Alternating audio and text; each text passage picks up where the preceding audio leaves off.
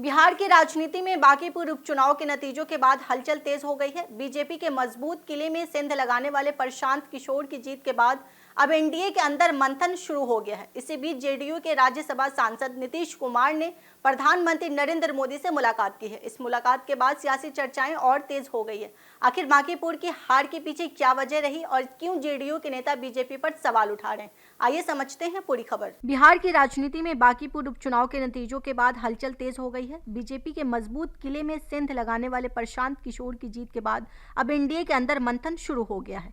इसी बीच जेडीयू के राज्यसभा सांसद नीतीश कुमार ने प्रधानमंत्री नरेंद्र मोदी से मुलाकात की है। इस मुलाकात के बाद सियासी चर्चाएं और तेज हो गई है। आखिर बांकीपुर की हार के पीछे क्या वजह रही और क्यों जेडीयू नेता बीजेपी पर सवाल उठा रहे हैं। बिहार की राजनीति में बांकीपुर उपचुनाव में नतीजों के बाद सियासी हलचल तेज हो गई है। बीजेपी के मजबूत किले में सेंध लगाने वाले प्रशांत किशोर की जीत के बाद अब एनडीए के अंदर मंथन शुरू हो गया है।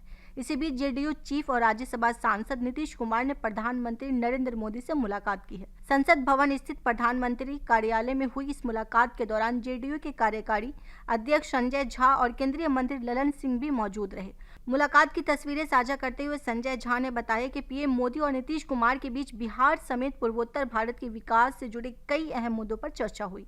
लेकिन यह मुलाकात ऐसे समय में हुई है जब बांकीपुर उपचुनाव में बीजेपी को अपनी परंपरागत सीट पर हार का सामना करना पड़ा है। करीब 30 साल से बीजेपी का गढ़ मानी जाने वाली पटना की बांकीपुर विधानसभा सीट पर जनसुराज पार्टी के प्रशांत किशोर ने बड़ी जीत दर्ज की है। प्रशांत किशोर ने बीजेपी प्रत्याशी नीरज सिन्हा को 19,324 वोटों के अंतर से हराया। प्रशांत किशोर को 64,151 वोट मिले, जबकि बीजेपी के नीरज सिन्हा को 44,827 वोट हासिल हुए। वहीं आरजेडी की रेखा गुप्ता 14,273 वोटों के साथ तीसरे स्थान पर रहीं। प्रशांत किशोर की जीत के बाद अब बीजेपी की हार के कारणों पर चर्चा शुरू हो गई है। इसी बीच जेडीयू विधायक अनंत कुमार सिंह ने बड़ा दावा किया है। उन्होंने कहा कि अगर नीतीश कुमार मुख्यमंत्री बने रहते तो बांकीपुर का परिणाम अलग होता।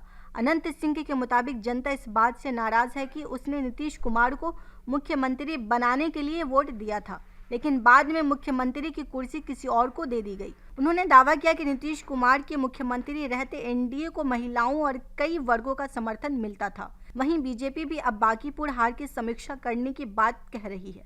बीजेपी नेता विजय सिन्हा ने कहा कि कुछ महीने पहले नीतीश कुमार के नेतृत्व में एनडीए ने बड़ी जीत हासिल की थी, लेकिन इस बार हार क्यों हुई, इसकी वजहों की जांच की जाएगी। राजनीतिक जानकारों के मुताबिक प्रशांत किशोर की जीत के पीछे कई वजह मानी जा रही है।